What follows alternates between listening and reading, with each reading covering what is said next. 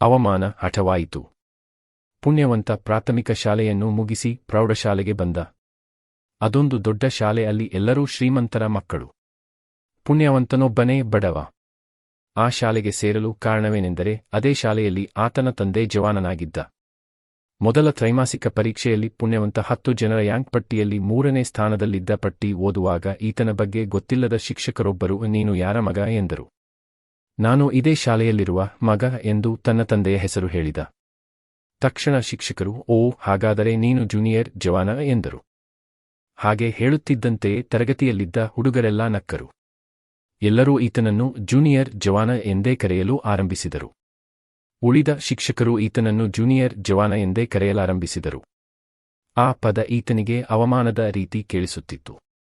ಅದೇ ಶಾಲೆಯಲ್ಲಿ 3 ಶಿಕ್ಷಕರ ಮಕ್ಕಳು ಇದ್ದರು. ಅವರನ್ನು ಎಲ್ಲರೂ ಗೌರವದಿಂದ ಮಾತನಾಡಿಸುತ್ತಿದ್ದರು. ಆದರೆ ಈತನನ್ನು ಮಾತ್ರ ಎಲ್ಲರೂ ಜೂನಿಯರ್ ಜವಾನ ಎನ್ನುತ್ತಿದ್ದರು. ನಮ್ಮಪ್ಪ ಜವಾನನಾದರೂ ಪುಣ್ಯವಂತ ಎಂದು ನನಗೊಂದು ಹೆಸರು ಇಟ್ಟಿದ್ದಾನೆ. ಹಾಜರಿ ಹಾಕುವಾಗ ಪುಣ್ಯವಂತ ಎಂದೇ ಕೂಗುತ್ತಿದ್ದ ಮೇಷ್ಟ್ರು ಬೇರೆ ಸಂದರ್ಭದಲ್ಲಿ ಜೂನಿಯರ್ ಜವಾನ ಎನ್ನುವುದು ಏಕೆಂದು ಮನಸ್ಸಿನಲ್ಲಿಯೇ ಕೊರಗಲಾರಂಭಿಸಿದ. ಅಪ್ಪನೆದುರು ತನ್ನ ನೋವನ್ನು ಹೇಳಿಕೊಂಡಾಗ ನೀನು ಓದಿ ದೊಡ್ಡವನಾಗಿ ನೀನೇ ಶಿಕ್ಷಕನಾಗು, ಅದೇ ನನ್ನ ಆಸೆಯೇ ಎಂದು ತಲೆ ನೇವರಿಸಿದರು. ಒಂದು ದಿನ ಶಾಲೆ ಮುಗಿದ ನಂತರ ಅಪ್ಪನ ದಾರಿ ಕಾಯುತ್ತಾ ಶಾಲೆಯ ಕಚೇರಿಯ ಮುಂಭಾಗದಲ್ಲೇ ನಿಂತಿದ್ದ. ಒಳಗೆ ಮೀಟಿಂಗ್ ನಡೆಯುತ್ತಿತ್ತು. ಹೊರಗೆ ಬಂದ ಶಿಕ್ಷಕರೊಬ್ಬರು ಈತನನ್ನು ನೋಡಿ, ಜೂನಿಯರ್ ಜವಾನ, ಇಲ್ಲಿ ಬಾ, ಟೀ ಕುಡಿದ ಲೋಟಗಳನ್ನು ಎತ್ತಿಡುವೆ ಎಂದರು. ಟೀ ಕುಡಿದ ಲೋಟಗಳನ್ನು ಎತ್ತಿಡಲು ಆತನಿಗೆ ಯಾವುದೇ ಬೇಸರವಿರಲಿಲ್ಲ. ಶಿಕ್ಷಕರು ಏನೇ ಹೇಳಿದರೂ ಚಾಚೂ ತಪ್ಪದೆ ಮಾಡಬೇಕು ಎಂಬ ಗೌರವ ಆತನ ಮನಸ್ಸಿನಲ್ಲಿತ್ತು. ಆದರೆ ಆ ಪದ ಮಾತ್ರ ಆತನಲ್ಲಿ ಕೋಪ ತರಿಸುತ್ತಿತ್ತು.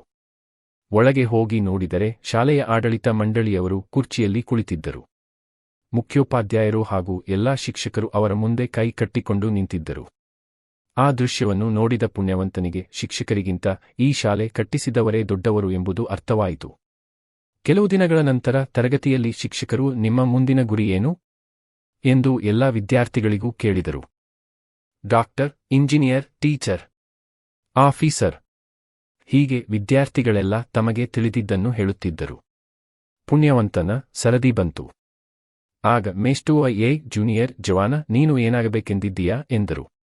ಪುಣ್ಯವಂತೆ ಎದ್ದು ನಿಂತ ಅನೇಕ ವಿದ್ಯಾರ್ಥಿಗಳು ಹೇಳಿದ್ದ ಅದೇ ಡಾಕ್ಟರ್, ಇಂಜಿನಿಯರ್, ಆಫೀಸರ್, ಇದರೊಳಗೆ ಯಾವುದಾದರೂ ಒಂದು ಇರುತ್ತದೆ ಎಂದುಕೊಂಡು ಆ ಶಿಕ್ಷಕರು ಈತನ ಕಡೆ ಹೆಚ್ಚು ಗಮನ ನೀಡಿರಲಿಲ್ಲ. ಪುಣ್ಯವಂತ ಎದ್ದು ಒಂದು ಕ್ಷಣ ಮೌನವಾಗಿ ನಿಂತಿದ್ದ.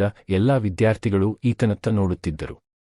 ಆ ಶಿಕ್ಷಕರು ಈತ ಹೇಳುವುದರ ಬಗ್ಗೆ ಕುತೂಹಲವಿಲ್ಲದೆ ಎಲ್ಲಿಯೋ ನೋಡುತ್ತಿದ್ದರು.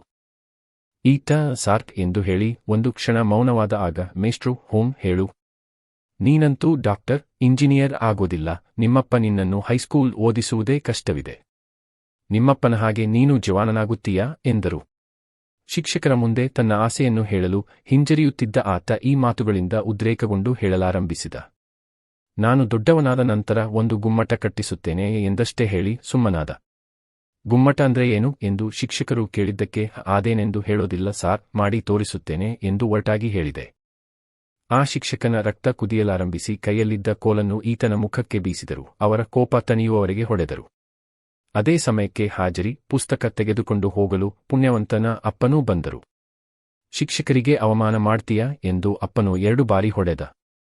ಮೇಷ್ಟ್ರು ಹೊಡೆದಿದ್ದು ಆತನಿಗೆ ನೋವಾಗಿರಲಿಲ್ಲ, ಆದರೆ ಅಪ್ಪ ಹೊಡೆದಿದ್ದು ಏಕೋ ಮನಸ್ಸಿಗೆ ನೋವಾಯಿತು. ಶಿಕ್ಷಕರು ಈತನನ್ನು ಬೈಯುತ್ತಾ ಒಂದೊಂದೇ ಬೈಗುಳದ ಮಾತುಗಳನ್ನು ಆಡುತ್ತಿದ್ದಂತೆ ಈತನ ಮನಸ್ಸಿನಲ್ಲಿ ತಾನು ಸಾಧಿಸಬೇಕಾಗಿರುವುದು ಏನು ಎಂಬ ಚಿತ್ರ ಸ್ಪಷ್ಟವಾಗಿ ಮೂಡಲಾರಂಭಿಸಿತು. ಗುರಿ ಎಷ್ಟೇ ದೊಡ್ಡದಿರಲಿ, ಆದರೆ ಸ್ಪಷ್ಟವಾಗಿರಲಿ.